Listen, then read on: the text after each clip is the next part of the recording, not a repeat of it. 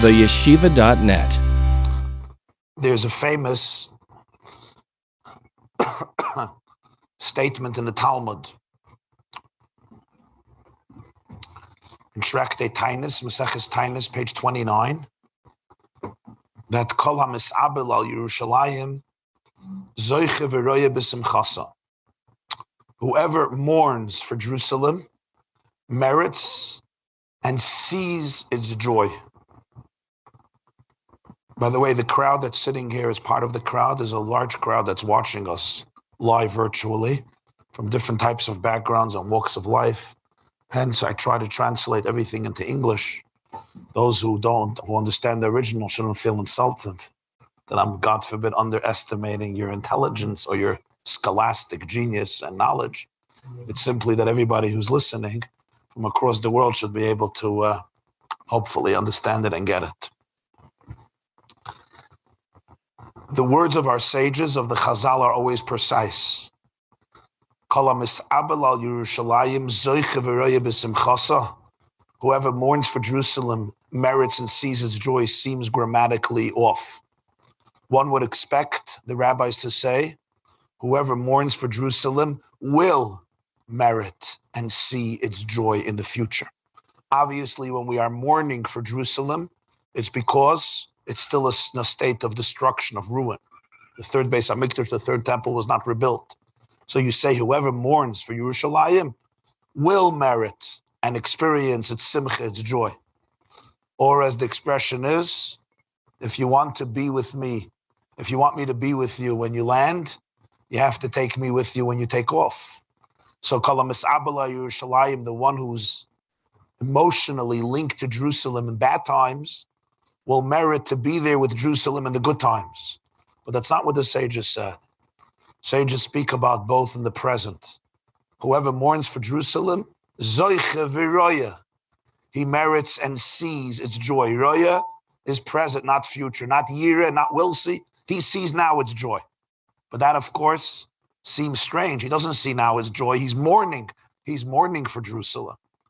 He's sitting on a low chair. He's not wearing shoes. He's not eating. He's not drinking. He's not bathing. He's not showering. He's afflicting himself. He's reading Lamentations, etc. He's mourning for Jerusalem. He's not yet celebrating its rebuilding, its renovation. This question was raised by the Chassam Sofer. The Chassam Sofer, Reb Moshe Schreiber, who passed away approximately in the year 1840, the rabbi of Pressburg, then in the Austro-Hungarian Empire. After the First World War, of course, the Austro-Hungarian Empire was one of the four empires that was dissolved during the First World War. And today, Pressburg is known as Bratislava. But he was the chief rabbi of Pressburg, known as the Chassam Sofer, and in one of his drushes, one of his sermons that he wrote, he asks this question.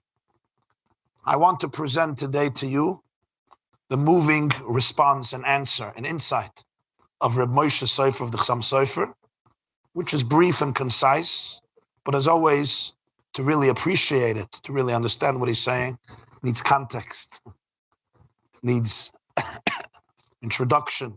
We need to get the full picture to be able to fully appreciate the nuance that the sages are conveying in this above statement with this slight grammatical error, which, as we shall see, is far from an error. For this, let's change the subject, not completely, a little bit, and go to Exhibit 2. The Gemara, the Talmud, in Tractate Brachas, page 28, Brachas Daf Chavches, tells the following story. Rabbi Yochanan ben Zakkai. Rabbi Yochanan, the son of Zakkai, was considered one of the greatest sages and leaders of his generation. He wasn't only a great sage, leader, thinker, teacher, shepherd of his people, but he lived at a pivotal moment. He is the man who had to not only observe, but facilitate the transition of Temple Judaism to post-Temple Judaism. Rabbi Yochanan ben Zakkai lived during the era when the second Beis HaMikdash, the second temple, was destroyed by the Roman legions in the year 70 after the Common Era. The revolt against the Romans erupted in the year 66 after the Common Era. And a few years later, whether it's 68 or 69 or 70, that's still debated, the Romans destroyed Jerusalem, burned the temple, murdered or exiled most of its Jews, destroyed the Commonwealth. Jewish sovereignty came to an end for close to 2 millennia.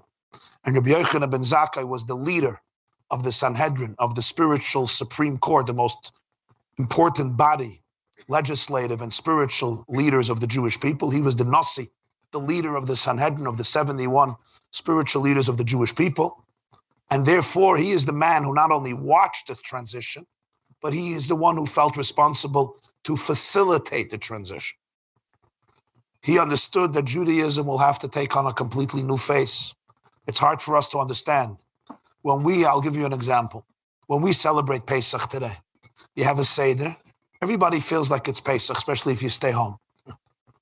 You clean the house for a month. Everybody's nervous. Everybody's stressed. Everybody's exhausted. Everybody is anxious. I don't know if it has to be that way, but we're discussing the reality. And then comes the day before Pesach, and and you're baking matzah, and you're preparing marer and charoises, and some of us squeeze juice.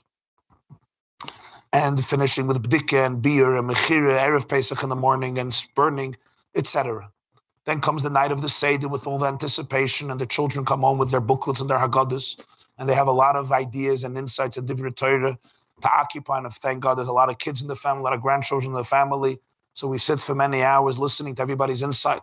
And then if you're lucky enough to have a father who feels that he has many insights on the Seder, and he has read a lot for the last few weeks, everyone is responsible to listen to that as well. That's only if you're privileged to have such a person leading the Seder.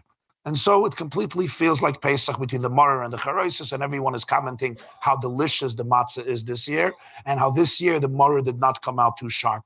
Every year the Marer doesn't come out sharp, and the matzah is unbelievably delicious this year. Sure, I want to see you serving it at your son's bar mitzvah or at the wedding, but the main thing is the matzah is delicious.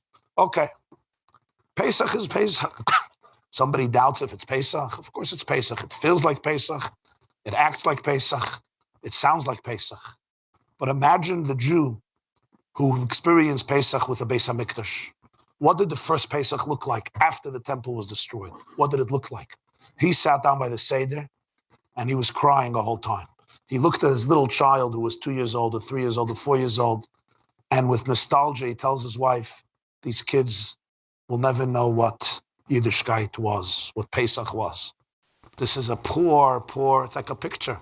It's like a photograph. Rather than being at your son's wedding, you see a picture of the wedding. What do we have already? The main highlight, the key ingredient of the Seder, which was the Korban Pesach, and everything that came with the Korban Pesach was completely gone. It's obvious in the sandwich, the Kairach sandwich. What do we have? We have lettuce and matzah nebach. Imagine if there were lamb chops. It would have been a different Kairach. That's what they used to have. Kein al sehilal. There were lamb chops. It wasn't lettuce and matzah with a little chrein.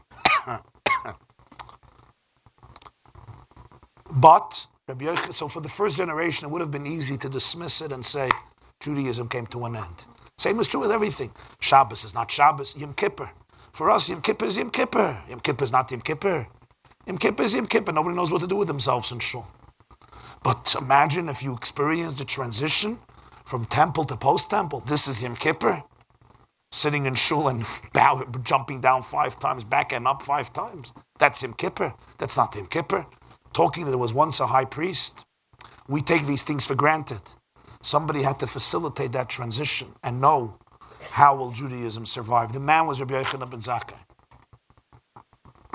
And hence the Mishnah Masechta Rosh Hashanah discusses the various institutions Rabbi Yochanan ben Zakkai made after the destruction of the temple in order to perpetuate its memory, including institutions in order to prepare for the coming of Mashiach.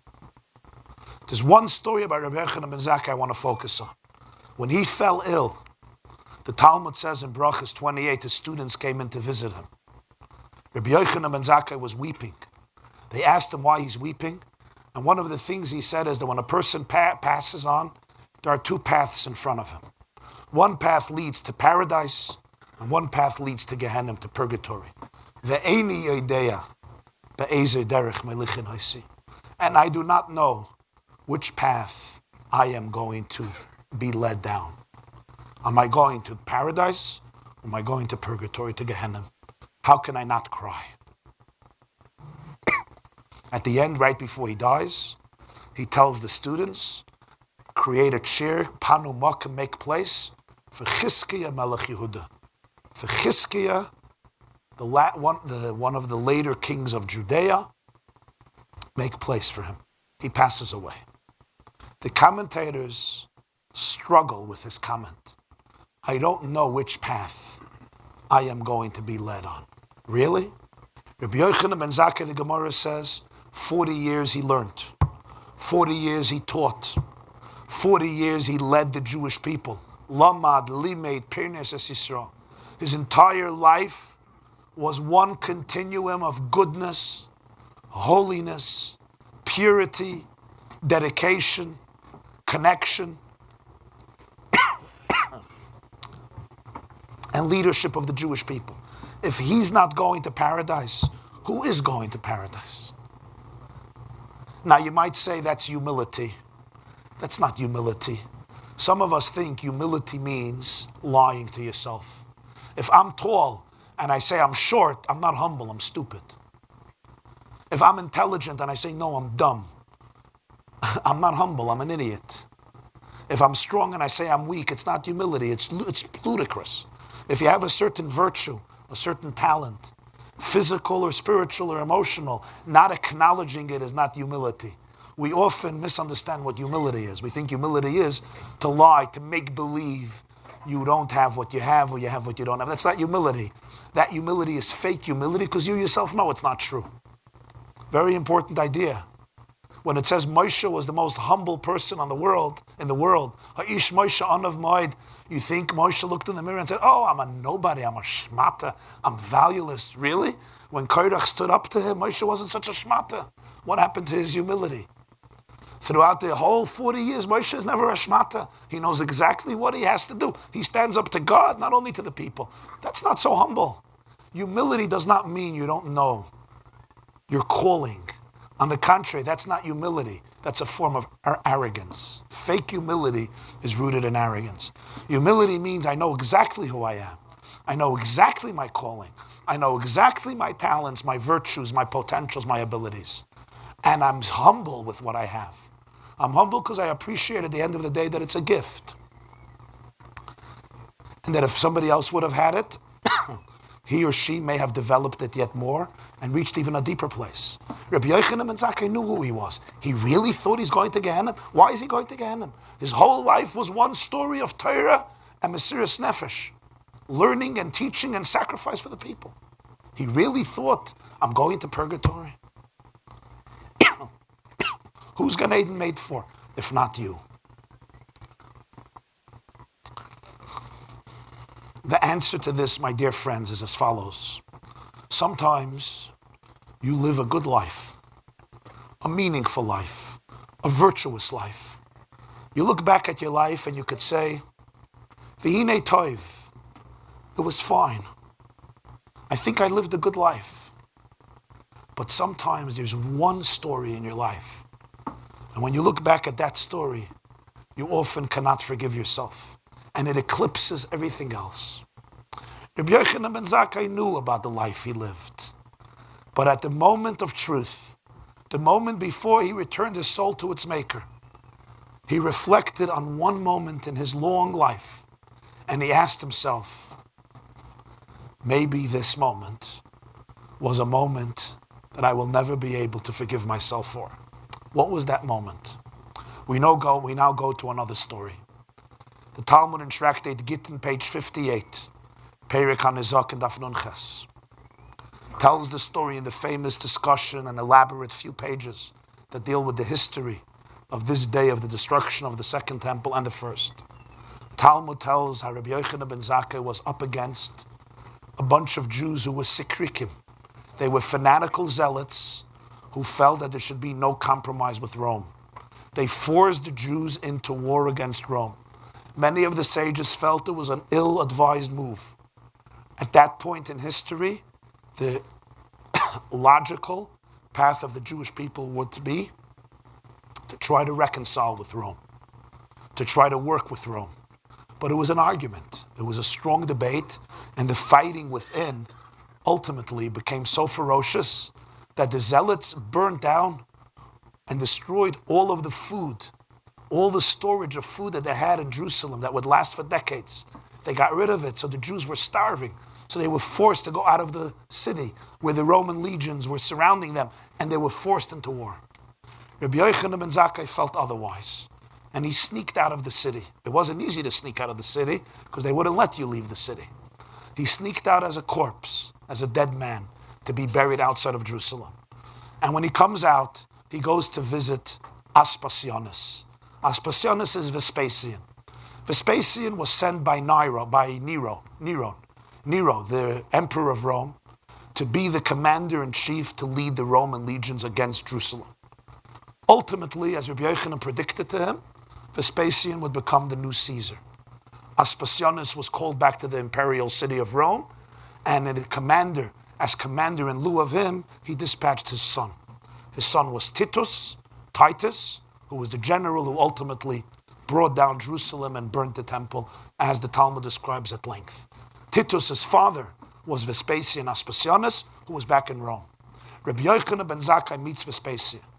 The conversation that ensues is described in the Talmud, and Vespasian is, as we would say in English, blown away by the stature, by the presence, by the wisdom and personality of Rabbi Yochanan, to the point that he finds so much grace in his eyes that Vespasian says, "Name me your wish, and I will fulfill it.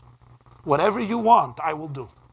Imagine the Jewish representative standing face to face in front of the most powerful person, the representative of the Caesar of Rome, who's here to crush the Jewish resistance, to bring Jerusalem to its knees, to destroy the Jewish Commonwealth, and he's asking you, what do you want?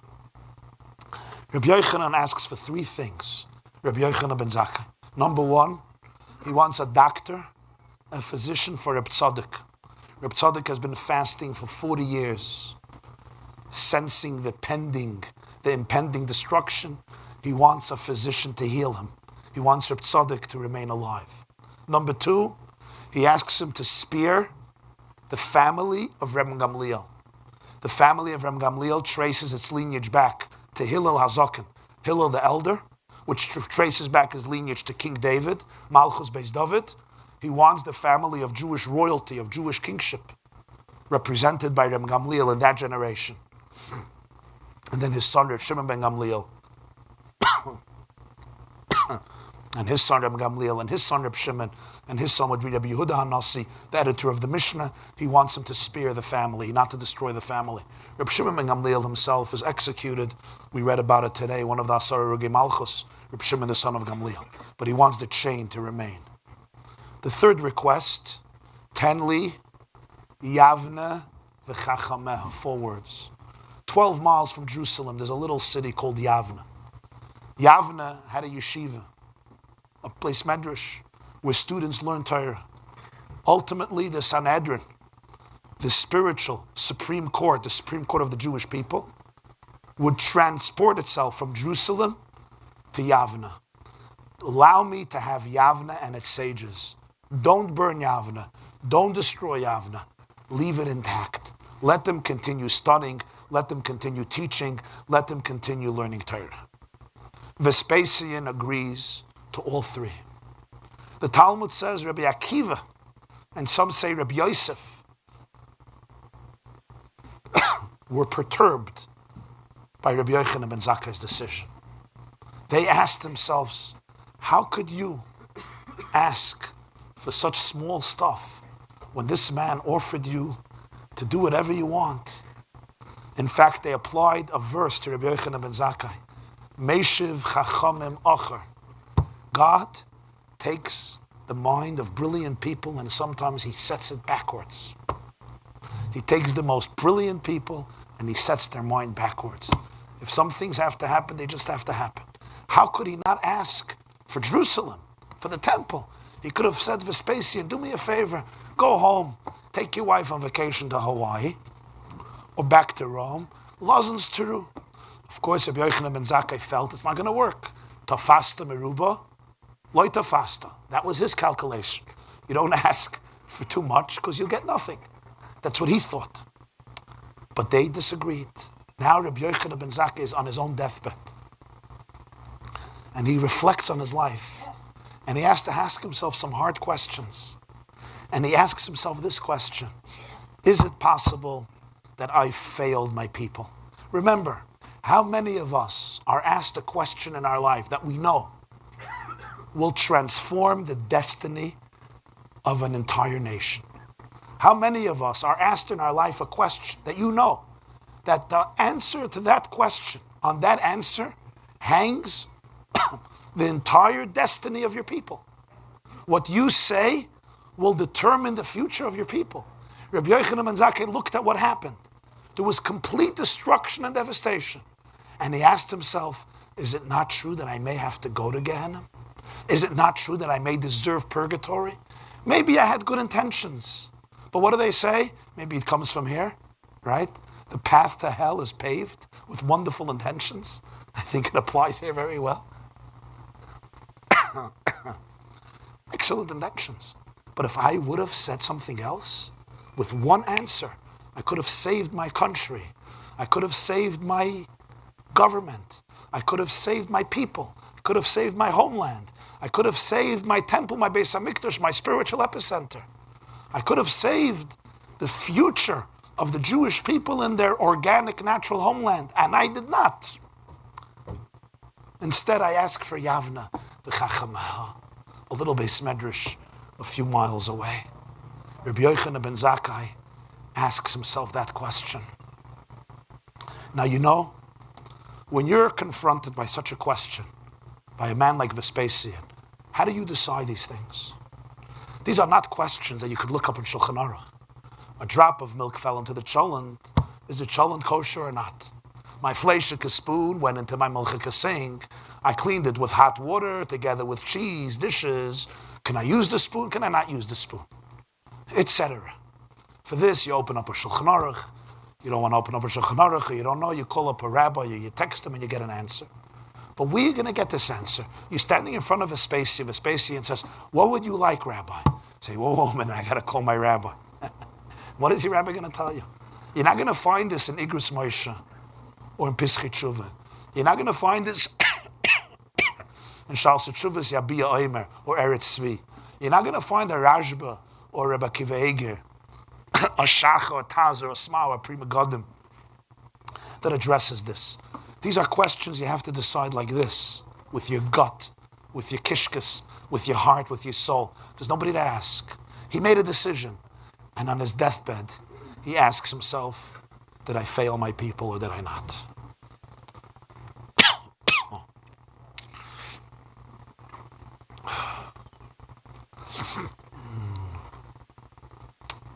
The question we have to ask now is, we're living almost 2,000 years later.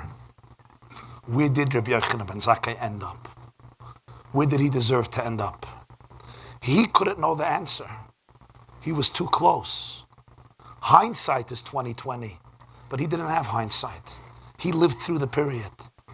But this happened in the year 70 after the Common Era. We stand today in the year 2017 after the Common Era.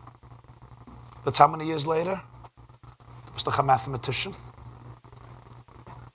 1947? Exactly. We like exact.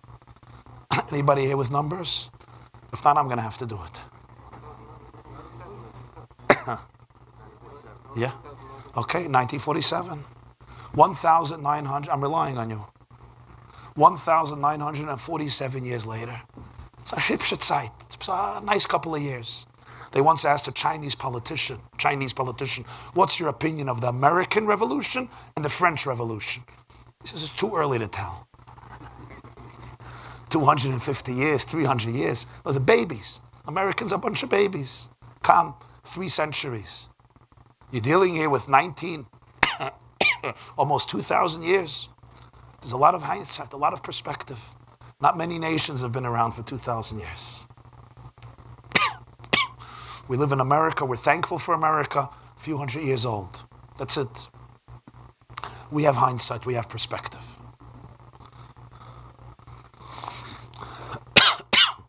In 1989, the Dalai Lama summoned 10 Jews for a meeting. One of the Jews who was there, his name is Roger Kamenetz, recorded the conversation in a book called The Jew and the Lotus. The Dalai Lama raised with them a fascinating question.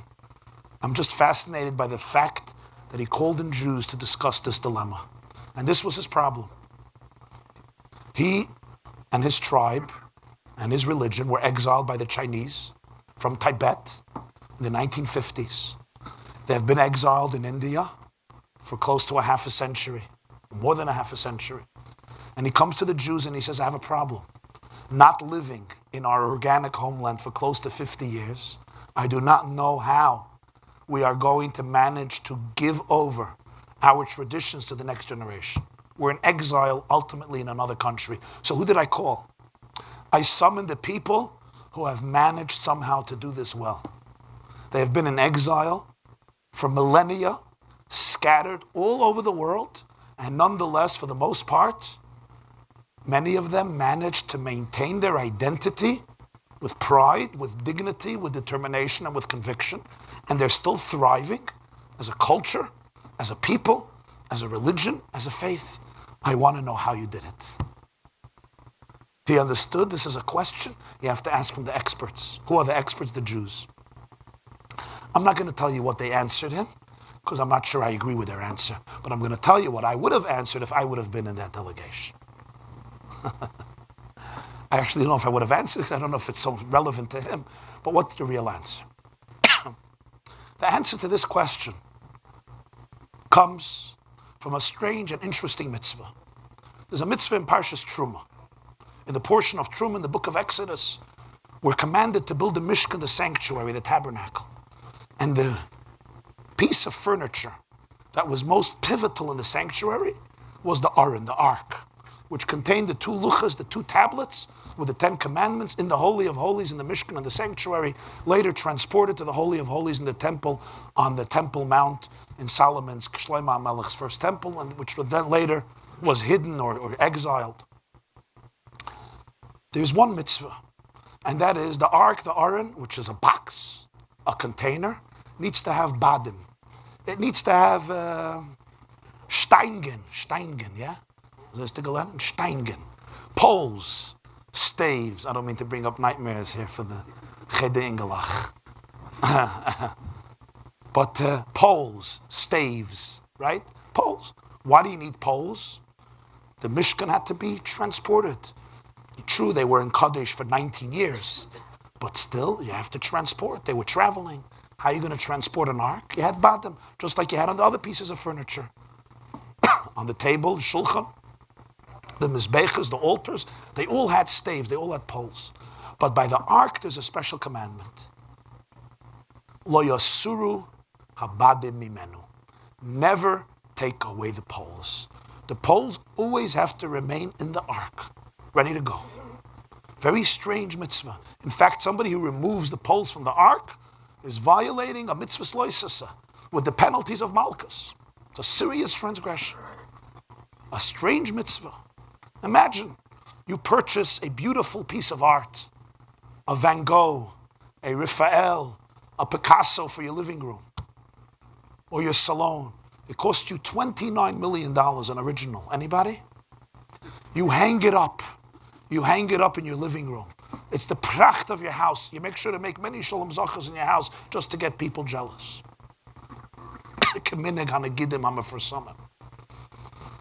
And so it comes in the special packed up suitcase, protected with many, many layers. And as you take out the piece of art, the painting, and you hang it up, you keep the suitcase there.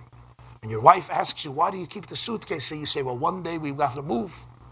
And we need the suitcase to be able to transport it. So she says, when we move, we'll bring up the suitcase from storage. In the meantime, suitcases you leave in storage. You don't leave it in the living room right under the picture. Quite logical, right? And unless you're having other issues, you don't argue with her about this. Unless you have other issues, so you just need to argue. You have to move the ark, you'll bring up the poles. In the Holy of Holies, you have to have poles, pasnished. Leave the Aron there. Take the sticks, put them in a corner. When you have to move, you'll bring them back. Not only that, they were in one place for 19 years. What do you need the poles for 19 years? They came to Shiloh. In Shiloh, the sanctuary existed for you know how many years? 369 years. 369 years you need poles? For what? Why? Lo yasura habadim. Why? The answer to this question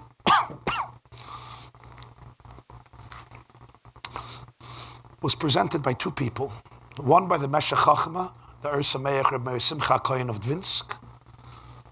A few decades before him, by Reb Shimshon Rafal Hirsch in his commentary on Chumash, just like Reb Meir Simcha Kohen in his commentary on Chumash. They say it briefly. I'll just present their insight the way I understood it, with some elaboration. There was a profound message here, and it goes back to the wisdom of Rabbi Yochanan ben Zakkai when he's standing in front of Vespasian. You see, he is standing in front of the Roman emperor. He knows the man is determined to destroy the temple, to destroy Jerusalem. Rabbi Yochanan ben Zakkai is standing in front of the most powerful person in the world. But he's thinking, how am I going to save my people? How will we survive? He knew this. When the temple gets destroyed, when the spiritual epicenter of the Jewish people is gone, when we have no Jerusalem anymore, no Beis HaMikdash, no central power, no commonwealth, no sovereignty, no political and military independence, will we survive? Maybe. Maybe not. Maybe very challenging, maybe very difficult. But he knew this. If we lose our connection to Torah, with no way we're going to survive. If we don't bring physical sheep every morning to the temple, a sheep in the morning, a sheep in the afternoon.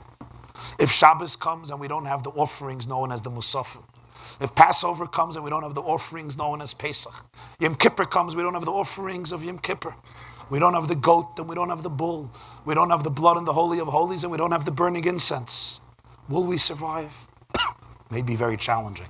But what he did know is, if we don't learn about the sheep, if we don't learn about the Karbonos of Yom Kippur, if we don't have the ability anymore to master Masechta Yuma or Masechta Zvachim, Menachos Ubchayris, Tmura Krisus, if we don't learn anymore about Kachei Kadoshim and Kachim Kalim, Kol Haroyu Lebila, Pigul, Noiser, Kedushas Mechitzas, etc.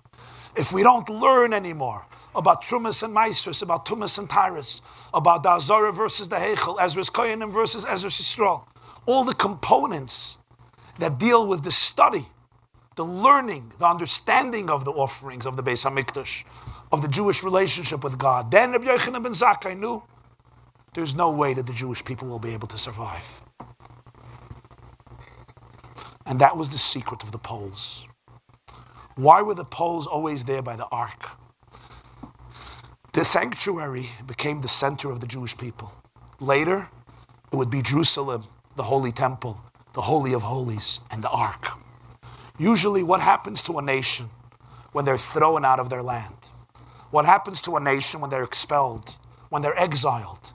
They naturally assimilate. You can't expect anything else. When you become a minority among a majority, you want to fit in, especially if there's pressure, especially if there's discrimination, especially if there's bigotry, never mind persecution. You naturally surrender, you acclimate, you become part of the majority. There's no way you could maintain a strong identity if you're not running the show. Others are running the show and they don't want you to be different. On the contrary, they will crush you for being different. The Ar and the Ark had poles. What was the message of the poles? The message of the poles was this. You also have a homeland. You also have a center. But I want to tell you about your homeland. You have a portable homeland. Your homeland is portable. As long as this ark, this Aron, you will take with you wherever you go around the world. In all of your journeys, you will take this Aron. Those poles will not come off. It will always allow itself to be transportable you will never ever forfeit your identity and your eternity, because wherever you will be in your homeland. Fascinating. This observation was made by none other than a Jew who converted. His name was Heinrich Heine. He was a German Jew. To get a ticket into university, you couldn't as a Jew. He converted, he became a Protestant, not because he believed in Christianity, simply because he wanted to have a career in the university. He was a brilliant man. He was a poet, he was a writer. And he lived in the 18th century. And he was once speaking with German intellectuals, and they started to make fun of the Jewish people. They said, you don't even have a homeland. You're parasites. This is the 18th century, the 1700s. Jews are living among their host nations, whether it's Germany, France, Britain, or in the countries of Eastern Europe, or anywhere else. And Heine tells his colleagues, the Germans, he says, you're making a mistake. The Jewish people have a homeland. It's a portable homeland, and it's called the Torah. Indeed, this has become the story of the Jewish people. A Jew is living in Sosnowitz, in Odessa, in Krakow, in Lodz, in Lublin. He's coming home from a hard day at work, a hard, difficult day at work. And he comes into his home, or he walks into the shul to the Beis Medrash, and he opens up a Gemara. He opens up a Mishnah. He opens up a Chumash. He opens up a Tanakh. He opens up a work of Halacha or any work of Torah, and he starts learning. And where is he? He's in Jerusalem. He's in the Holy Temple.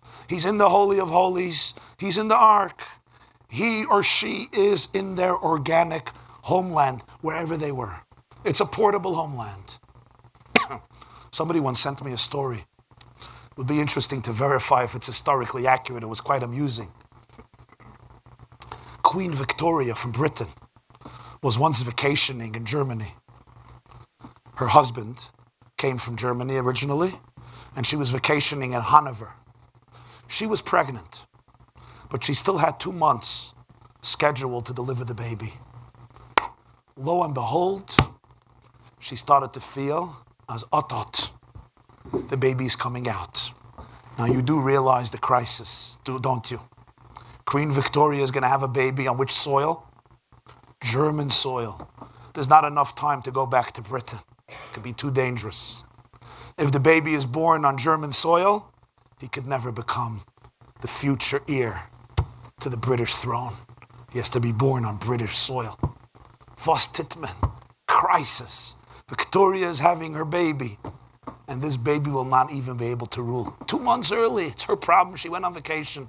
She didn't realize sometimes vacation has interesting results. Was Tutman. Here's a classic Jewish moment. Moshe Montefiore, Sir Moses Montefiore, who was one of the great Jews of his day, a great philanthropist, an askin, an activist, a great man, went to shul for Mincha Ma'ariv. He was a close advisor to the royal palace in Britain, to the royal court in Britain. He went to shul for Mincha Ma'ariv in Hanover. Who was the rabbi? Reb Nosson Adler. So what do Jews do between Mincha and Ma'ariv? They solve the world's problems. That's what Jews in a good shul do between Mincha and Ma'ariv. They discuss the world's problems and they solve it. That's what it is. Today it's the comments and the websites took over that position. The Jews in the comments solve all the world's problems. But it used to be in shul between Mincha and Ma'ariv. That was the official calling. You bring up the issue and you solve the problem and you tell the presidents, the prime ministers and the kings what to do and what not to do. And of course with absolute conviction and certainty, since they will usually call you right after Ma'ariv. And so, but in this case, it wasn't funny. They were actually solving the world's problems. Reb Nosson Adler sees that Moshe Montefiore is bazarked. He's worried. He's perturbed. He says, Reb Moshe, what's going on? He tells him there's a crisis. There's a crisis. Queen Victoria decided to give birth a little 2 months early. And this is going to be a major churban for the British royal court. Reb Nosson Adler says, what's the problem? Take a British ship. Go out 3 kilometers into the water. Hanover is on the coast. 3 kilometers in the waters, international waters. It's not German soil anymore. And if the baby is born on a British ship, the baby is British. It was born on British soil. Solve the problem. And so King Edward was born, and Reb Nosson Adler ultimately becomes the first chief rabbi of Britain and the United Kingdom, the one who allowed King Edward to be able to become the king of Britain. You see, this is the Jewish skill, the Jewish talent. How do you retain identity as Mamleches Koyanim v'Goy Kodesh, as a kingdom of princesses on foreign soil? They did it for the British. They did it for themselves. How do you retain your identity out in the sea, out in the ocean, out in other people's countries? It was because their Aron always had badim, always had poles, always had staves. I want to share with you a story. It's quite a loaded story, not very known as well, which I think in an interesting way also brings out this point.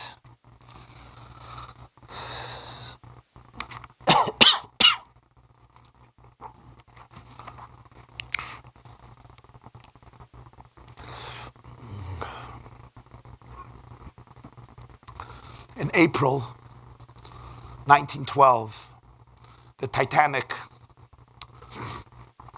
embarked on its great journey from England, destined to New York.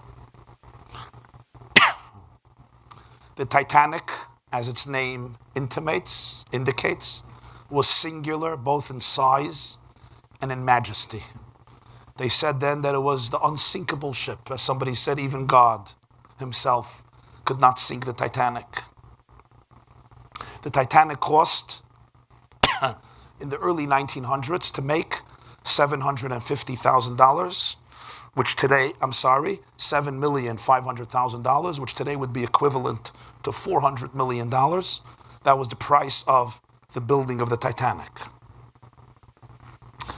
The lowest fare for third-class passage in the Titanic was $36.25 one way for a single person who was willing to share a cabin. Second class, starting fare was $66. First class started at $125, but can go up to $4,500. $4,500 for a first class ticket in 1912 was a fabulous sum of money, because at that time you could purchase a house for less than $1,000. Not bad, huh? $1,000 you could purchase a house. If you only would have lived then, Amachaya, you would have been so wealthy today. You could have bought up the whole Forche and Fifth Avenue and Madison Avenue too. And therefore they called it the Millionaire Suite. The Titanic left Southampton, England on Wednesday, April 10th, 1912, the 23rd day of Nisan, Tofresh Ayin Beis, 5712, one day after Pesach, one day after Passover, towards New York. Among the passengers was an 18-year-old young Jewish woman. Her name was Leah Ax, AKS, Leah Ax. She traveled with a 10-month-old baby. His name was Ephraim Fischel. Frank Phillip. His nickname, Philly. Ephraim Fischel, Ax, with his mother, 18-year-old Leah. Leah was born in Warsaw, in Poland, in Warsaw. Her family immigrated from Poland to England. In London, she met a young Jewish man named Shmuel, or Sam. Leah and Shmuel took a liking for each other. He was a tailor who also came from Warsaw to England, and they got married to each other. One day, a cousin of Shmuel, who lived in America, came to visit his cousin Sam in London. And he tells him, "What are you schlepping around here as a tailor in England? If you would only come to America, you would be able to make a lot of money." Jews then called the United States of America the Golden Medina, because in their imagination the streets were paved with gold and the trees produced not leaves but gold.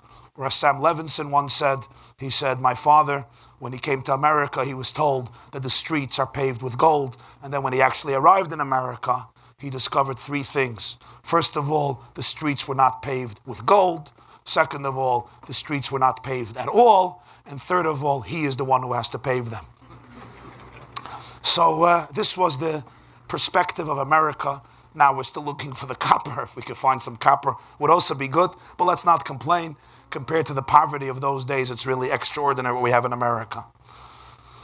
Leah was at this time expecting her first child. Her parents felt that in her condition, she shouldn't make the trip from England to create a new home in the United States.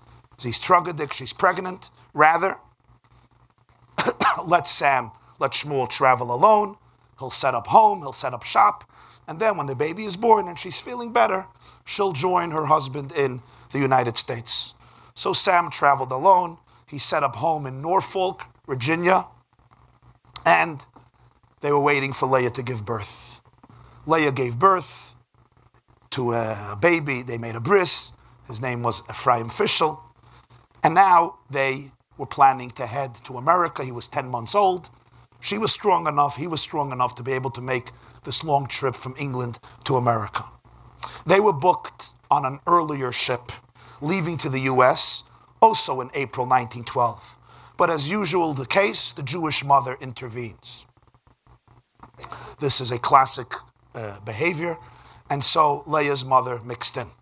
And she said, I'm reading in the newspapers about the Titanic. You can't go in this other Fahakta ship. We need you to go in the Titanic. So they canceled the ticket that they had on the earlier ship, and they've got her a ticket, third class steerage. They weren't wealthy, in the Titanic. She said you need a gigantic ship, a safe ship, a sturdy ship, the best and safest ocean liner that existed till that time, and it's making its historic maiden voyage to New York. It's the first time ever the Titanic was embarking on its first journey. Leah's mother was convinced that she has to travel on the world's safest ocean liner.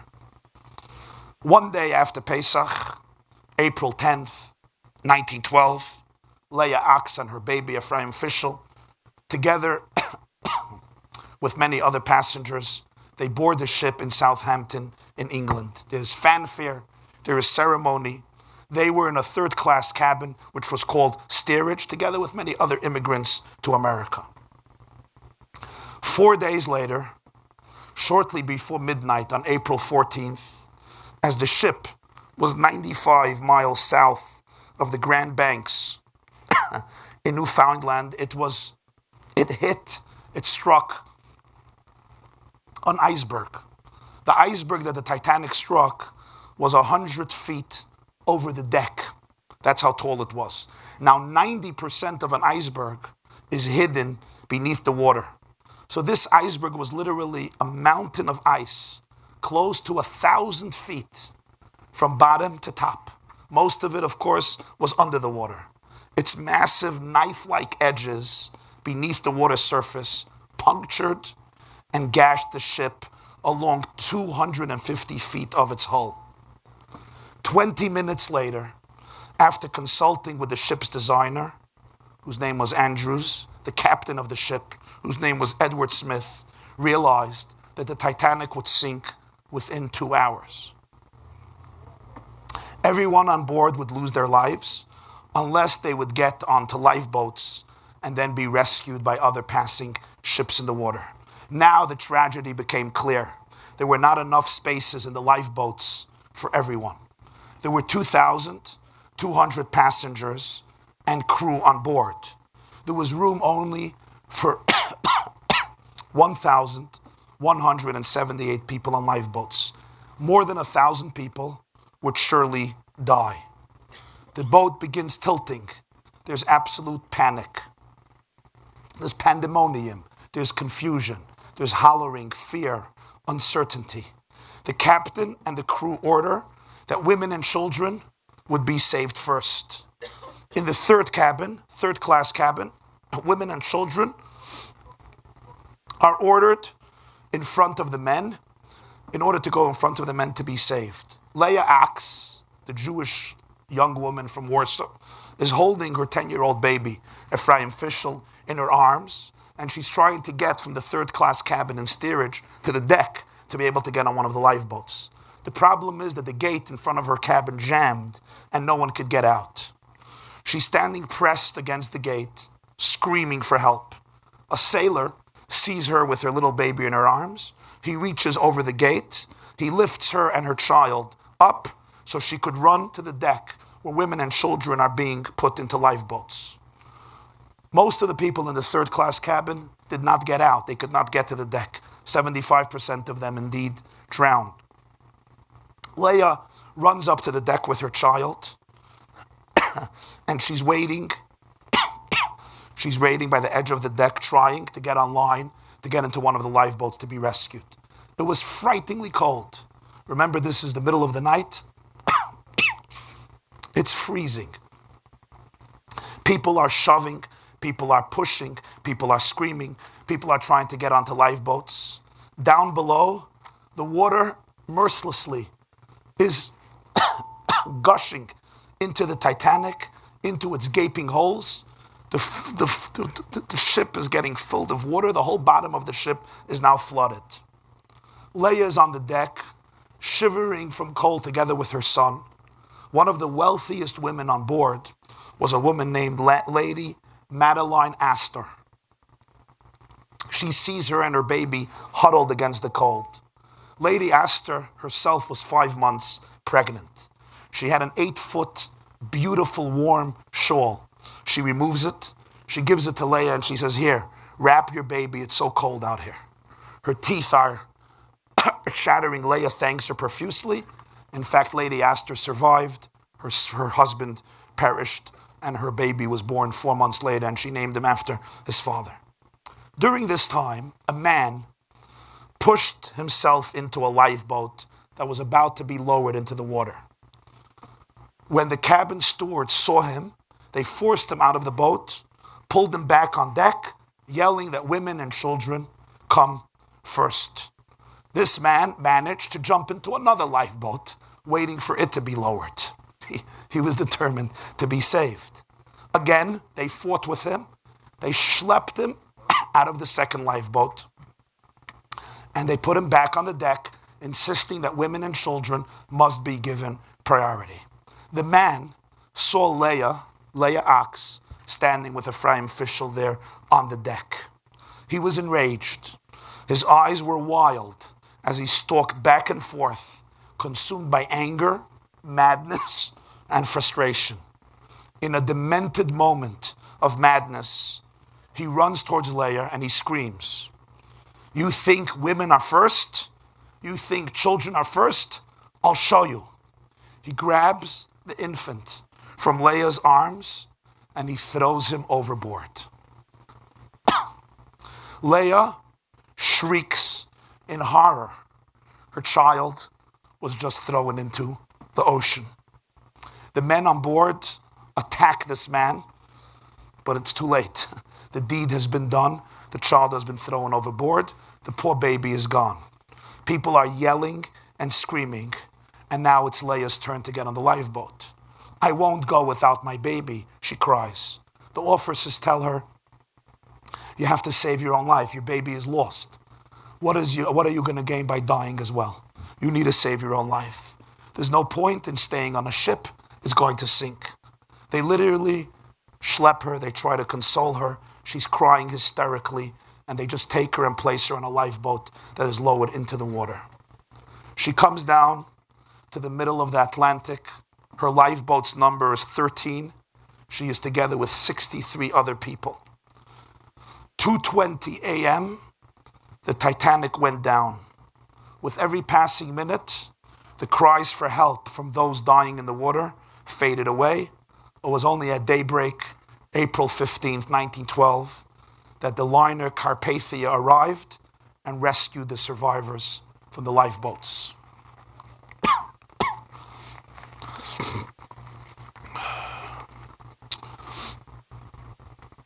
1,523 souls slipped into the icy waters of the North Atlantic and drowned. 1,523 souls out of the 2,200 passengers on the Titanic. Leah was shattered. Her life was saved. Her baby literally thrown into the ocean. She took to the mattress on the Carpathia for 2 days. She would not move. She could not console herself. There was another Titanic survivor by the name of Selina Cook. Selina Cook urged Leah to come up on the deck for air. She refused. She says, come, you need some fresh air. She schleps Leah out to the deck of the Carpathia just to breathe a little bit. Leah is grief-stricken.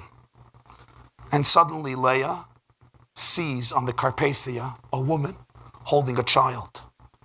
Leah hears the child crying.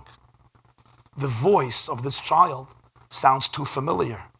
Leah comes closer, and the child sees Leah, and the child lunges. The child moves towards Leah. She recognizes the child. It was Ephraim Fischel.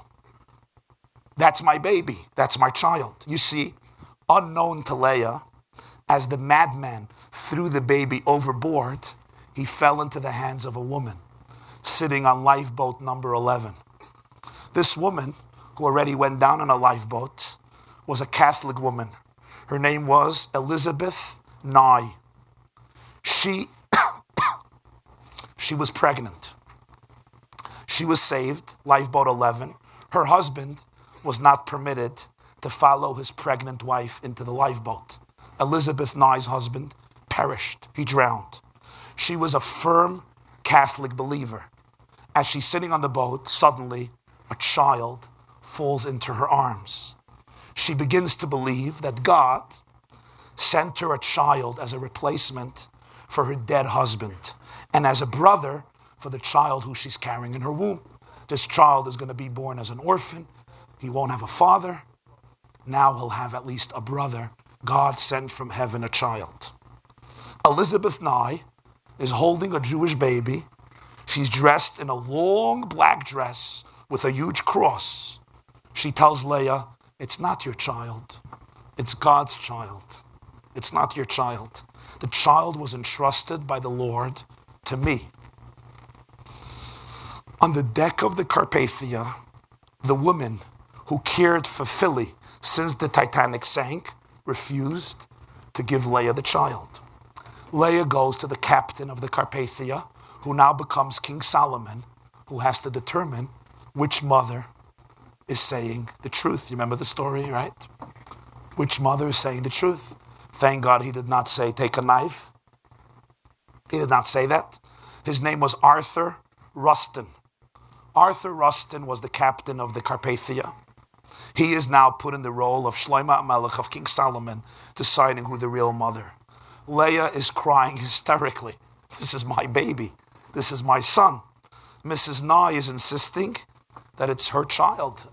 Leah has no proof. She decided it's her child. She would not be denied this child. Captain Rustin,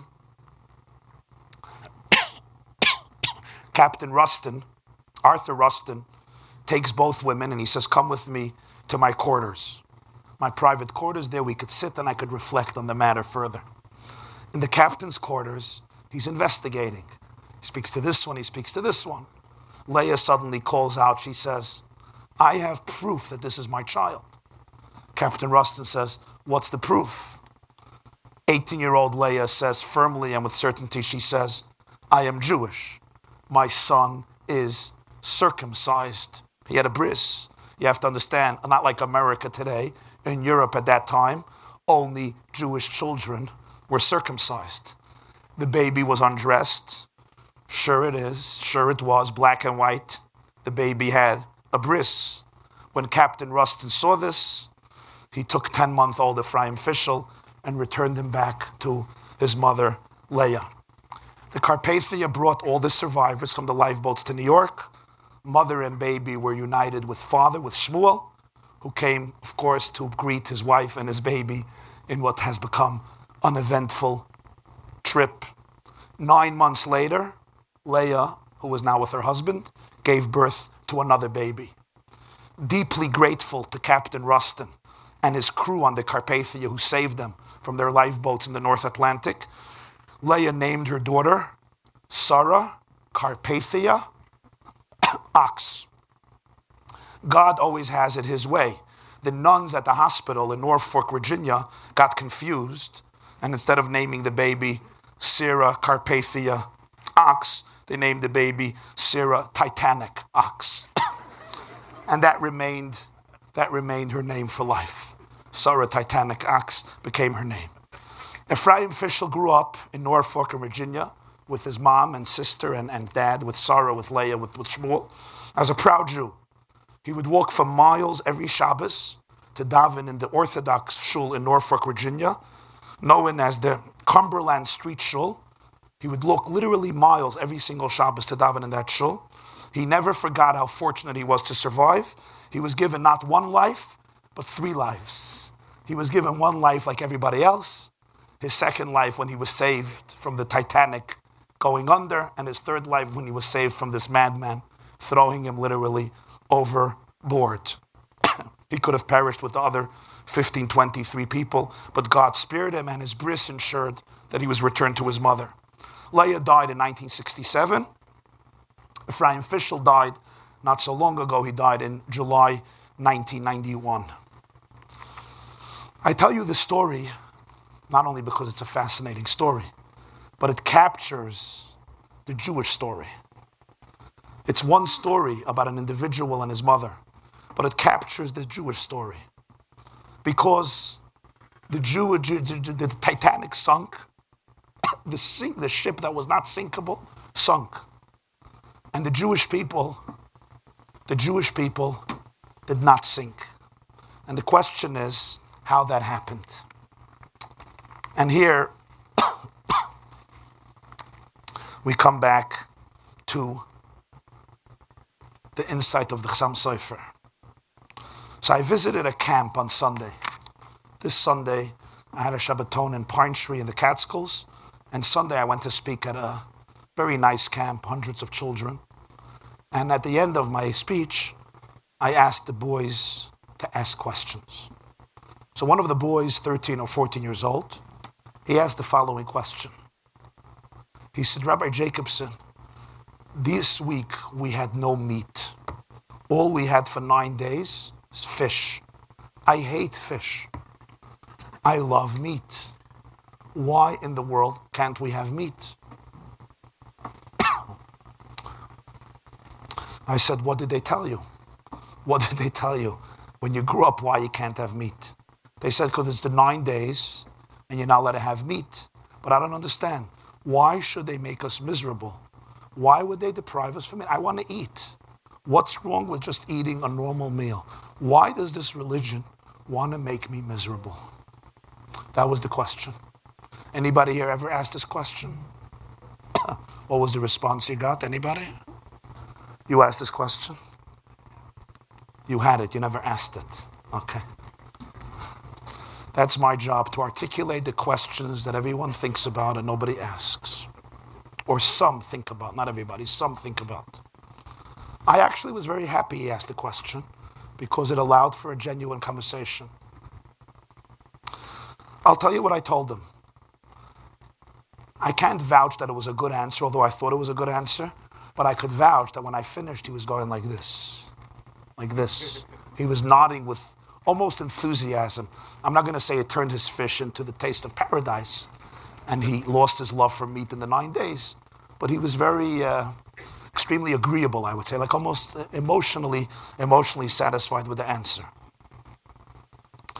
I said, I'll tell you something. I know exactly how you feel. I also like meat. I like all foods, and I like fish too, but I also like meat. I don't discriminate. I have respect for all animals, especially if they end up in my abdomen. I have even more respect for them. So, when was the last time you had meat? Du bist ein Muffisch von Olam Hazeh, ich weiß wie viele Jahre, yeah?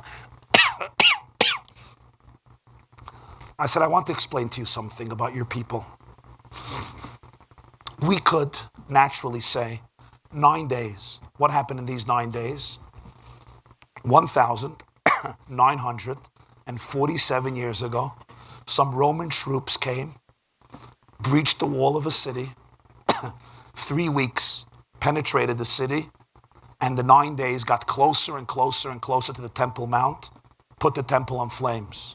It happened 1,947 years ago. Not only that, it happened once more 500 years earlier with the first temple.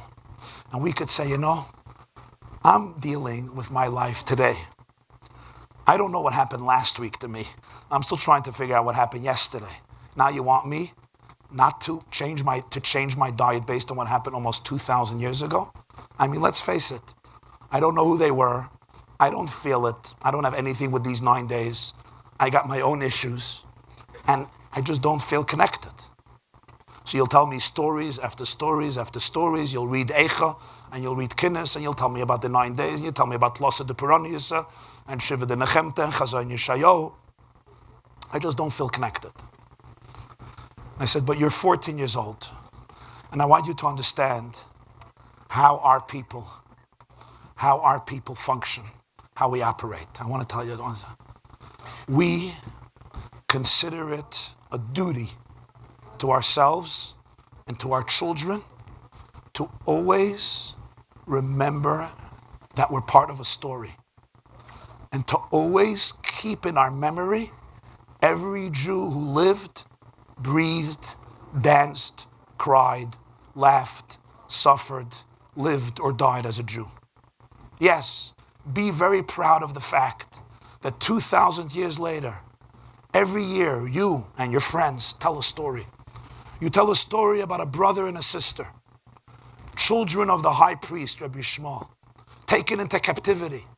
And the masters say to each other, we have just captured and bought slaves from Jerusalem, the nicest of the nicest. Literally, their faces project the brilliance of the sun. If we could just marry these two slaves to each other, their children will be beyond extraordinary, and they will belong to us. Rabbi Shmuel Kohen Gadol's son hears that he's going to marry tomorrow morning a slave, non-Jewish, and she hears the same. And a whole night they're locked up in one room and they're weeping about their fate. Remember, their father was murdered, not just murdered brutally. And this is their fate. As the sun rises, they recognize each other, brother and sister, and they hug and they embrace so tightly their souls expire. I said, now think about it. 2,000 years passed. We remember that boy and that girl. We think about them. We talk about them. Be proud of your people, that they don't just move on and forget their past. Every Jew who went up in the flames, we remember them. We pay tribute to them. Every mother, every child, every father. We speak about Rabbi Akiva, we speak about Rabbi Chutzpis, we speak about Rabbi Chanina ben Tradian, we speak about Rabbi Yehuda ben Baba, we speak about Rabbi Elazar Hashamua, as though they were our Rebbes, our colleagues, our teachers. Danny Goldhagen wrote a book called Hitler's Willing Executioners. He accused the entire German people in being part of the Holocaust, not just the Nazis. Harvard professor, Jewish professor, in Berlin at a lecture after he gave out the book, a professor says, it's 60 years since the Holocaust. It's time to forget. Goldhagen says, 1900 years ago, we had a house on top of a mountain in Jerusalem. It burned down 60 times a day. We remember it. We're not going to forget what happened in Auschwitz 60 years ago. You open up a kinnis and you go through Jewish history. Yes, be proud of the fact that in 1096, the Crusaders marched through the communities of Speyer, Mainz, Worms, Magenza, Speyer, Vermeise, on the Rhine River in Germany, and murdered its communities. And we speak about that in the Kinnis. Be proud of the fact that in the 13th century, in the month of Tammuz, they burned 24 wagons of the Talmud in Paris, and we speak about it, Shali Srufa Be'esh. Be proud of the fact that Yehuda Halevi in Spain speaks about Tzion Aloisish Ali L'Shloim Asirayich. They go through the first crusade, the second crusade, the third crusade.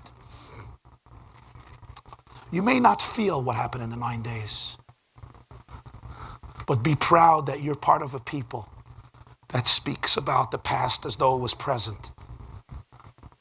I was debating somebody at a lecture. He said that he thinks Tisha B'Av should be abolished. It should be removed from the calendar. I said, why? He said, you're asking for the rebuilding of Jerusalem. Jerusalem is rebuilt. He says, come to Jerusalem. What he's saying in Nachem, comfort this we're soon going to say in Mincha, Nachem, this city that's Avela, Bzuya, Shemema, desolate. It's a beautiful city. You guys buy real estate there for millions of dollars. Really, that's your desolate Jerusalem? What are you such hypocrites? He says, you're hypocrites. You say it's desolate, but then you're charging $10 million. That's what you charge for desolateness? He said, come to Brooklyn, it's much worse. For a garage, they can take $2 million. He says, demolish it. I said, do you think Jews should remember? He said, should remember? Do you believe in memory? He says, what are you? It's old and we're already gone. We already have a nation. We came back to Israel. I said, I have a question. When I'm in Israel and the siren goes off on Yom HaShoah, on the Holocaust Remembrance Day, or Yom HaZikaron, when they remember the soldiers who fell in battle, the terrorist victims, there's some Jews who specially don't stop by the siren. They feel they're not part of this whole culture. That's not how they remember the fallen. And they don't stop. They continue walking. And I once asked one of them, maybe you're hurting the feelings of people who suffer terribly. He said, well, this is not a Jewish thing. It's a secular Zionist thing. I don't have to be part of it. I said, this is very interesting to me. There may be a mother there who buried a child. For her, the siren is the way that she and the country respect her child. I'm sure that instead of standing by the siren, you're going to shul and you're learning a Perek Mishnayos for the soldier. I'm sure about that. Or if not, you should find out his name from the mother and learn the Prakim of Mishnayos. But she doesn't know yet about Mishnayos. For her, it's the siren. Don't you think, you speak always in your yeshivas, they always speak about Hakaras HaToiv, showing appreciation, Noise Ba'oil Chaveirei, being sensitive to other people, not embarrassing somebody in public. The mother who buried her child, don't you think it's an outcry? It's an act of cruelty not to show just basic sensitivity? Lahavdil, even an animal, there's a mitzvah of tzar balachayim midoraisa. Here's another fellow Jew. Why don't you? He didn't understand what I was saying. Okay, it's another topic. But I say to him, this man, do you stop at the siren Yom HaShoah? He says, of course. I honor the Holocaust victims. We have to always remember the Holocaust victims. Always remember the Holocaust victims. I say, but Israel rebuilt itself. He says, yeah, but it doesn't take away from the tragedy of the Holocaust. I said, now I want to tell you something. There are still Holocaust survivors living today. You had parents who were Holocaust survivors. You grew up with people on the numbers in their arms. You knew it. But I want to tell you something. In 50 years from now, in 100 years from now, in 900 years from now, the Holocaust is going to be like Churban Bayis Sheni. Churban Bayis Sheni. Look what happens Tisha B'Av in Israel. There's two groups of people. There are people who go and sit on the floor and say Eicha. And then there are people who wonder why Tisha B'Av is disturbing a hot summer, beautiful vacation day in August in the Holy Land. And they go to the beach, they go to the cafes, they sip iced coffee. They say it happened 1900 years ago. It's exactly what they're going to say about the Holocaust. Do you understand the moment you divorce the Jewish people from memory, from the past? You say the Holocaust, I remember. The Spanish Inquisition, I don't remember. The Crusades, I don't remember. Churban Bayis Rishon, it's my problem. It's my problem. You ultimately sever the connection to the Holocaust victims as well. It's because of this power of the Jewish people that it comes the night of Tisha B'Av and we say that 3,300 years ago on this night, the spies came back and they dissuaded the people from going into the land and they created mass hysteria. 3,500 years ago, we remember that Jews were weeping because they were fearful in vain out of a pending disaster that didn't exist. And we remember that event 3,500 years ago. So I told this camper, I said, I also like beat, but I think the value of being connected to such a people probably trumps the taste of meat for 9 days. You may not emotionally identify with what happened, I know. How could you? It didn't happen to you or your mother, it happened long ago. But just appreciate the nature of this people. Appreciate this reality. Comes the Chassam Sofer and says, Kol hamis'abel al Yerushalayim, zoiche v'roye b'simchasa. Not in the future, now. If you mourn for Jerusalem, you see its joy. Why? The Torah says in Genesis, Parshas Vayeshev, Joseph was killed apparently. Jacob was told that he was devoured by a wild animal. And he felt that he was died, but he couldn't find comfort. Why couldn't he find comfort? He couldn't find comfort. So the Medrash says, Gzeira al hachai sheyishtakech min halev, avalei al hameis. Gzeira al hameis sheyishtakech min halev, avalei al hachai. If somebody dies, God forbid, there's a certain program that the Creator put into the world that we try to move on. It's not easy. It always comes with much pain and grief. But there is a certain human resource, ability, to say we have to move on. We don't forget, but we move on. That's if somebody died. If somebody is alive, you can't move on. You can't forget. You can't tell Gilad Shalit's parents when he was 5 years in captivity by Hamas, Gilad Shalit, tell the parents, closure. You can't have closure. The hope that he's still going to come out one day doesn't allow you to go to sleep and say he died, because you don't know if he died. Yaakov couldn't find comfort for Yosef because he was alive. He didn't know that he was alive, but because he was alive, he couldn't come to grips with it. He couldn't just say a chapter ended and a new one has to begin. Kol hamis'abil al Yerushalayim. Whoever mourns for Jerusalem. And the question is, how can one mourn for Jerusalem? It's been 2,000 years. So much water has come under the bridge. Jews have been through so much. How could people still mourn for something and someone that lived 2,000 years ago? I mean, how old-fashioned can you be? Zoiche v'roye b'simchasa. He merits and sees the joy now. The very fact that Jews speak about Jerusalem, they speak about the Beis HaMikdash, they speak about Eretz Yisrael, that means that it's alive, it's not dead. If it would have been dead, the chapter is over, you forget. Gzeira al hameis sheyishtakech min halev, you forget. You light a yahrzeit candle once a year, and after a few generations, that stops too. Who says Kaddish today for people who lived 200 years ago, 300 years ago, 400 years ago? Well, how are they mourning for Jerusalem? Why do they continue the story? Because it's not a mace, it's a chai, it's alive. If it's alive now. If it's alive now, people still can't come to grips with its loss. So he says, Zoiche v'roye b'simchasa. They merit and see its joy now. That itself is the joy that it never really died. It's alive, and that's why it will yet come back to full life. When Rabbi Yochanan ben Zakkai stood in front of Vespasian, he understood all of this. He knew that he has to ask for something that will guarantee the eternity of the Jewish people. He asked for Yavna. What was Vespasian thinking?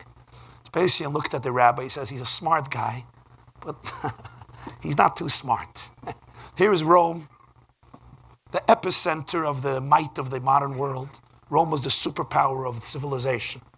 Yavna is a little stiebel, probably looked like this tent, probably a little smaller, not decorated so nicely. I'll spare Yavna, big deal.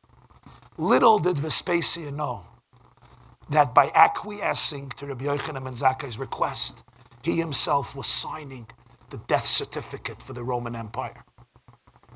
It's always how history works. Ultimately, evil has to be transformed into goodness. Darkness has to be transformed into light.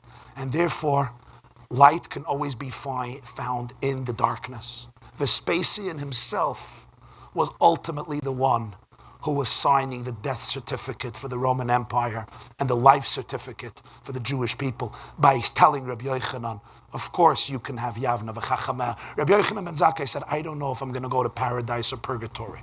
We understand his question very well.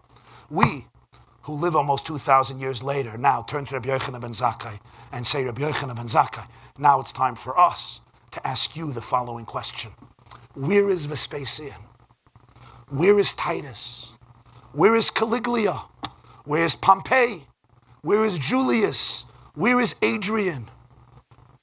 Where are they? Where is Turcomedes? Where is Nebuchadnezzar? Parai, Haman? Where's Bogdan Khmelnytsky? Where is Alfred Rosenberg, Himmler, Mengele, Stalin? Where are they? The answer is they are in Wikipedia. That's where they are. You could Google right now, Wikipedia, Google their name, and you'll have a nice Wikipedia entry on Vespasian and Titus with even a picture, an engraved statue of them, exactly when they lived, when they died, and what they accomplished. And now the question is, we are the Jewish people. And the answer is, we created Wikipedia.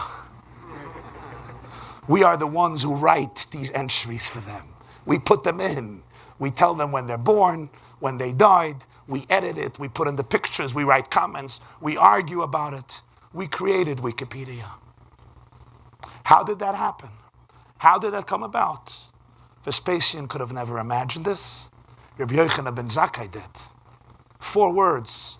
Tenli Yavne v'chachameha.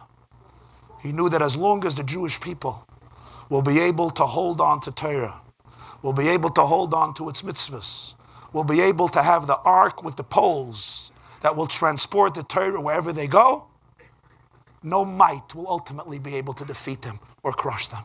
And therefore, when he's about to die, he asks to make space for who? Chizkiah Melech Yehuda. Ezekiel, the king of Judea. Why Ezekiel? Why Chizkiah? Why not Abraham, Isaac, Jacob? Why not Moses? Why not Hillel? Why not King David? Why Chizkiah? The answer, of course, is Chizkiah was the king of Jerusalem. It was also besieged by Sancheriv. Chizkiah ultimately saved the siege. Sancheriv and his 180,000 troops died. Chizkiah was saved with the entire region. 10 tribes in the north were exiled, but he and the 2 tribes in Jerusalem were saved. Rabbi Yochanan ben Zakkai was doubting, did he save Jerusalem, or is he the one who ultimately surrendered Jerusalem to the enemy? Who came to escort him on his final chapter? Who came to bid farewell, to welcome Rabbi Yochanan ben Zakkai to the next world? The man who saved Jerusalem. But Rabbi Yochanan ben Zakkai did not save Jerusalem. But Chizkiah said, you did save Jerusalem. By asking for Yavne v'chachameha, you kept Jerusalem alive in memory. You kept Jerusalem alive in words. You kept Jerusalem alive in hearts. You kept Jerusalem alive in books. You kept Jerusalem alive in prayers, in texts, in rituals, in traditions. Rabbi Yochanan ben Zakkai is the one who instituted that we should shake lulav on Sukkot 7 days. We never did. We used to shake lulav only the first day of Sukkot. There's no mitzvah to shake lulav 7 days. Only the first day. In the Beis HaMikdash there's a mitzvah 7 days. Rabbi Yochanan ben Zakkai said we should shake lulav 7 days. Why? Zeichel HaMikdash. Keep the Beis HaMikdash alive. Rabbi Yochanan ben Zakkai made sure that it lives in the hearts, in the words, and the emotions. 2,000 years later, was once I was once giving a lecture. So a very interesting conversation came up. And this is a whole other creature. I'm not going to get into it in detail, but I want to bring out one point. And somebody said, you know, the fact is that Israel, the state of Israel, was built by secular Jews, by atheists, not by religious Jews. He says, that's the fact. I said, yeah, but I want to ask you one question.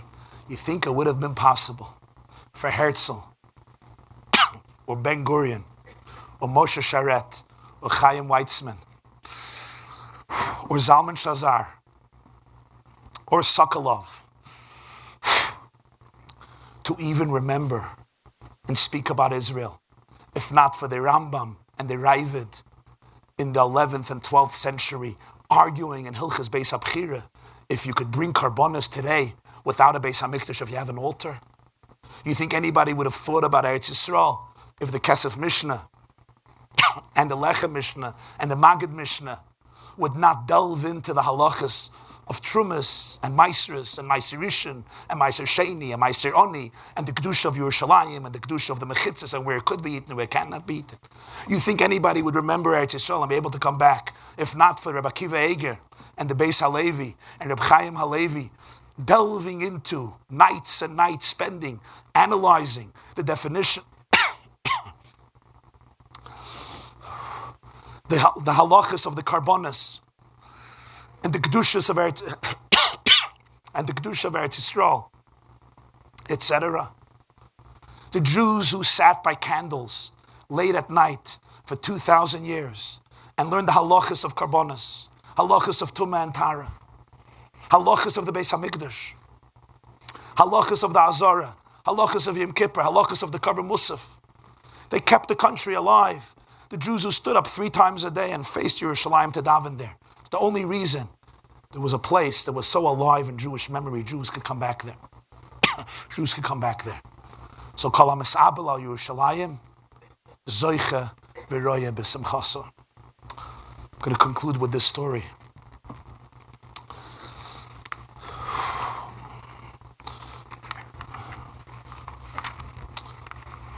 The rabbi of Migdal HaEmek in Israel is a Jew by the name of Rabbi David Grossman. Rabbi David Grossman is a very well-known rabbi. He created institutions for Russian children and other children with different challenges, thousands of children in his educational institutions in Migdal HaEmek. A man once came to visit him a few years ago, a guy by the name of Moti Dotan. Moti Dotan is the head of the Lower Galilee Regional Council in Israel. Dotan tells Rabbi Grossman, he says, recently he returned from Germany. He attended a ceremony in honor of the 25th anniversary of the Twin Cities Pact between the Regional Council in the Lower Galilee and the Hanover district in Germany. They had a Twin Cities Pact, 25th anniversary. Moti Dotan traveled to Germany for the celebration. After the ceremony, a German parliament member comes over to the Israeli Moti Dotan, a German Bundestag parliament member. His name is Detlev Herzig. Detlev Herzig is from the SPT party in the parliament. He approaches Moti Dotan and he says, I have to tell you a story. My father, Mr. Detlev Herzig says, died a few weeks ago. Right before his demise, he called me in and he said, I have to make a confession to you. I took part in the atrocities of the Holocaust. Since there are many Holocaust deniers today, he tells his son, I wanted to share the truth before I die so that at least you could tell people that the Holocaust deniers are true liars. He told his son that he had been an officer in the German Air Force, in the Luftwaffe, during World War II, and he hands his son an envelope. His son opens the envelope. Ditlev Herzog opens the envelope, and he finds a Wehrmacht army officer certificate. He was an officer in Hitler's army, in the Wehrmacht. It was wrapped, the certificate was wrapped in a strange wallet, wonderful, rich, aristocratic feel. It was like a wallet made of expensive parchment. His father says, let me tell you the story behind this wallet. Once, I was with my Nazi comrades, and we went to destroy and burn down a synagogue. On the floor, we threw out a large scroll, and we unrolled it. And it was there on the floor, open from cover to cover. It was huge. And I touched it, and I felt that it's really high-quality parchment. So the Nazi officer cut out a piece of the scroll to use as a wallet. And that wallet he used to place within it his officer certificate. Later, he discovered that this parchment came from something that was very precious to the Jews. It was their Sefer Torah, their Torah scroll. So he tells his son, I want you to give over this envelope to the first Jew that you're going to meet and ask him to deliver it to the holiest Jew in Israel. And he will already know how to use it properly. So, Moti Dotan takes the wallet from Ditlev Herzog, who just got it from his father a few weeks ago, comes back to the Holy Land, goes into Rabbi David Grossman. He says, as far as I'm concerned, you're the holiest man in this country. Here is the wallet. Rabbi Grossman takes the wallet in his hand. There it was, made of the cloth, made of the parchment of a Torah scroll of a Sefer Torah. The Nazi officer fashioned a very nice wallet for himself. He was trembling. He was gripped with emotion. Rabbi David Grossman noticed that the Nazi cut out a piece of Torah, not from the empty parchment, from the gvil, but from a part that had in it letters, words. He realized it was from the book of Deuteronomy, the end of Parshas Kisavai, the beginning of Parshas Nitzavim. Rabbi Grossman begins to read the words inscribed in ink on the parchment of this Nazi wallet.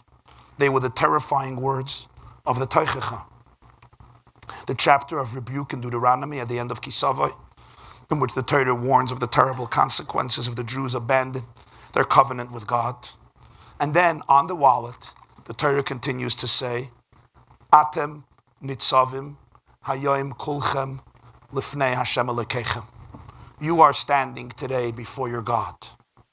Rabbi Grossman turns to Moti and he says, and now let me show you the Rashi. The Rashi on this verse. Anybody has a chumash here? Do you have a chumash? I want to read to you the Rashi. Just a chumash dvarim. One of the blue chumashim on this. Thank you. He reads to Moti what Rashi says on this verse.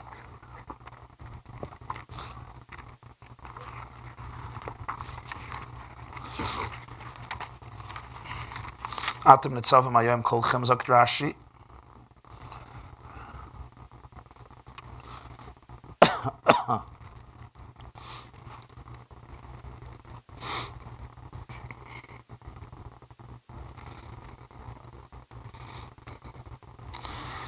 When the Jews heard about all of these words of rebuke, their faces became green, and they said, we're never going to survive. So Moshe began to appease them, and he said, Atem nitzavim hayom, Atem kayamim lefanov hayom, kayom hazeh shehu kayam.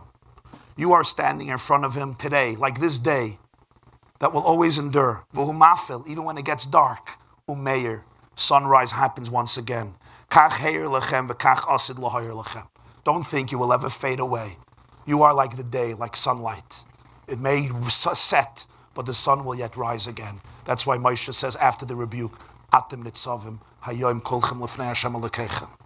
So now imagine the scene, my friends. Germans come into a synagogue. They burn it. They murder all of its Jews. They desecrate the Torah scrolls. This was their routine in hundreds of shtetlach, of cities where they conquered, they entered. One of them has the chutzpah to cut off a piece and use it for his personal wallet. At last, if anybody was standing there, one would say with certainty, Hitler triumphed over the Jews. Hitler triumphed over the Torah. Hitler triumphed over the Jewish God. That was his ambition. As he once said, we have to get rid of the Jewish God and his life-denying 10 commandments. 6 decades pass. Not so long, 6 decades pass. The wallet ends up in the hands of a rabbi in Israel, in Migdal HaEmek, who has thousands of Jewish children studying from that very Torah that was desecrated in that particular shul.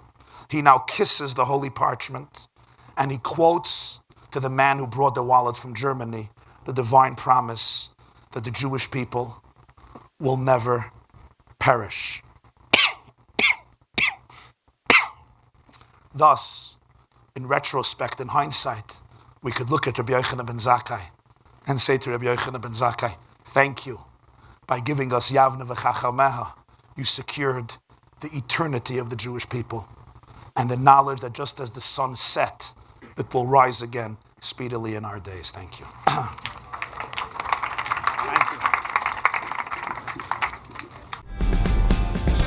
This class is brought to you by theyeshiva.net.